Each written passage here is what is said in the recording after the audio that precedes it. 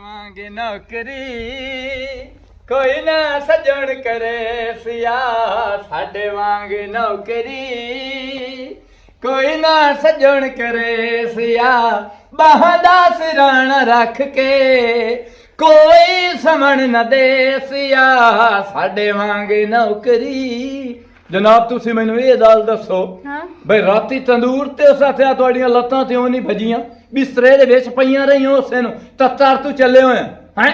अपनी मेरी ते केड़ी गल याद आउंदी है मैं तंदूर ही बदल लिया हैं मैं उस तंदूर ते जांदी कोई नहीं है ती मतलब तैनू पता भी है भी मैं उसे तंदूर दी लाम ते बदलना तेरी वास्ते ते तू तंदूर ते बदल लिया। मैं हुण फातिमा दे तंदूर ते जानी अगे ना सिर दे तंदूर ते जांदी आमू ते तैनू मेरी याद आई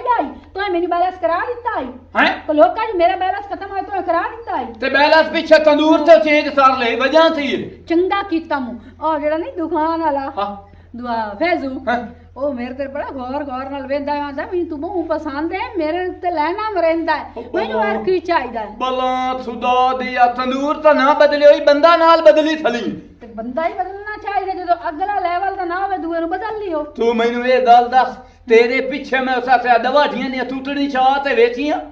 तैनू थप्पड़े लाए दिते उन्हां दा बड़ा अल्लाह भान ते तैनू उसा से जोदार पवाया हैं उन्हां दी तदारियां वेच ते तैनू जुमते पवाए अच्छा हैं ओ जदों मैं दवाड़ियां दा एहसास नहीं पैदा रहंदा तेरे पीछे ते तू बैलेंस दे पीछे बंदा ही चेंज पीता रहनी तंदूर भी चेंज थी थली मैं तेरे दे राती उठी के आईयां हैं कद्दा टपियां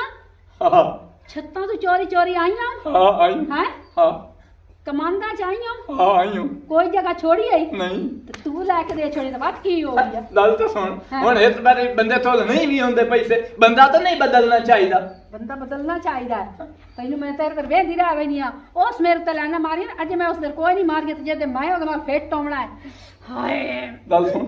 ज़ैदम दा दाना सुने नहीं हां नहीं ओए जेड़ा सत्या सज्जन तहोंदे कम दियां चीज़ां हो सज्जन तहोंदे कम दियां चीज़ां सज्जन खड़ाए नहीं वंजाए नहीं यार ते बेली कपड़ियां वांगू यार ते बेली कपड़ियां वांगू रोज वटाए नहीं वंजाए नहीं तू तो ओदी दाल भी थाई नु मने दी भाई गल करे आ ना सजना नु तरसा ये भी नहीं है ए भी विच बोल आखे आ गल सुन तेरा महीने दा पैसे लवावां हैं मोड़ सोच ਇਹਦੇ ਬਾਰੇ ਕੋਈ ਸੋਚੇ ਉਹ ਗੱਲ ਤਾਂ ਸੁਣ